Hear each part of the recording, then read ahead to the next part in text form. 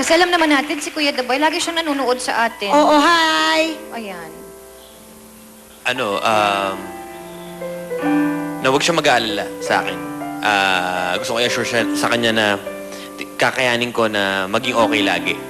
Tsaka, naiintindihan ko lahat ng bagay na nangyayari.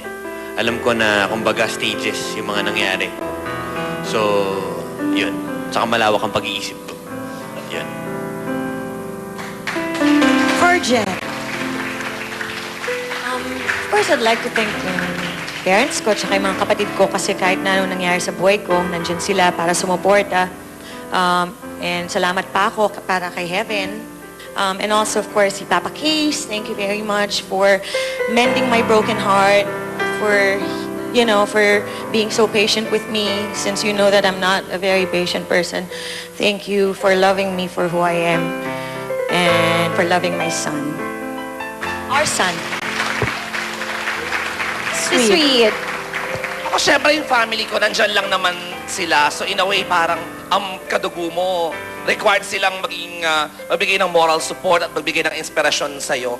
But, it is really my friends that I am so thankful for. Kasi hindi ko naman sila kamag-anak, kaibigan ko lang naman sila. Nagmamalasakit May sarili sila? silang pamilya at kamag-anak na dapat nilang tulungan. But may mga kaibigan ako na ngayon, konti lang naman talaga yung mapili ako sa kaibigan kasi ng bonggang-bongga. So, parang ang konti lang nila pero pag alam Pero, ni the full force, yung mga kaibigan ko. Well, yaman din lamang na sinabi mong napaka-importante ng mga friends mo. One of your friends is on the phone. Candy? Hello? Hello, good morning. Good morning, Carmela! Carmela? Hi, Mama Kens!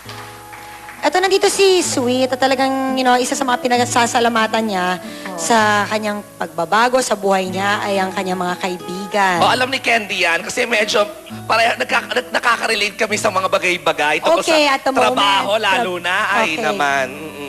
Oo naman. Mama Thank Kens? you, sweet, for giving all of us a second chance all the time. And every time naman, hindi lang second, third, or fourth chance ang bibigay namin sa'yo. Dahil ganun ka rin naman sa amin. Oh, taro. Thank you. Ganun lang naman yun, di ba? In fairness, hindi kasi ako masalita. I don't usually say I love you. Hindi ako sanay mag-I love you sa mga kaibigan. Alam nila yan. Thank you, Candy. Thank you. Candy, thank you.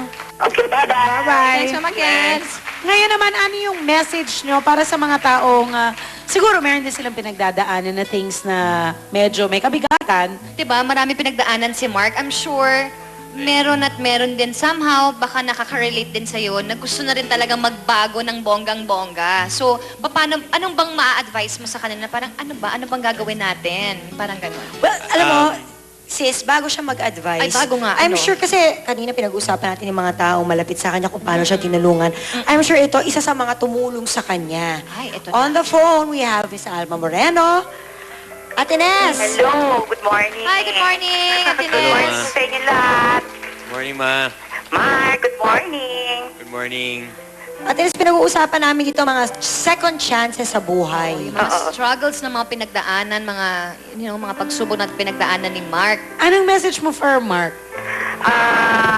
Basta ako, nagpapasalamat ako dahil si Mark tuloy-tuloy na yung pagbabago niya. At saka, yung Mark noon, Mark ngayon, nakita ko na siya na yon. Kumbaga, ang wish ko lang sa kanya, tuloy-tuloy na. At nakikita ko rin na happy siya sa buhay niya ngayon, sa career niya. Dahil tuwing nakakausap ko siya, talagang maligaya. Sobrang ligaya niya ngayon. Kaya lagi ko siya pinagdadasal, Mark, lagi kang kasama sa dasal ko at lagi mong tatandaan, anak, nandyan ako sa tabi mo. Yun lang, at lagi kang maging matibay sa buhay mo. Lahat ng pagsubok, sana maging matibay ka, anak, kung anong klase mang pagsubok ang dumating sa'yo. Yan, anak. I love you, Mark. I love you too, Ma. Ma, huwag kang mag-alala. Mahal na mahal kita, anak. Alam ko yung hinahanap mo, Ma. Yung Mark noon, Mark ngayon. Kasi dumating sa punto ng buhay ko parang empty ako. Yun ang ibig sabihin. Ngayon hindi na ako empty. Half full na ako. So, yun. Ma, I love you. I love you. Thank you, Ate Ako. Ness. Thank you, Dan. Thank you. Bye. Sige, Mark, you wanted Meron to say talaga ako something. sabihin. Continue. Yun nga. Yung para sa mga gusto Magbago talaga. magbago, maniwala po kayo na kayang i-move ng Diyos ang mountains para sa atin, para sa iyo. Yun. Tsaka, nasa Diyos ang awa, nasa tao ang gawa. Yun po. So, dasal ka naman, dasal, wala ka namang ginawa. Dapat kumilos ka, di ba? Oo. God who helps those who help themselves. Correct. Gian. Sa akin naman, sa mga teenage parents na medyo confused, wag na kayong ma-confused kasi ang baby na yan, blessing yan. Tapos, mas mabuti pa kung tingnan nyo na lang yan sa positive side. Mas maging happy kayo dahil dyan. Tapos, ayan, proud din ako na maging teenage parent.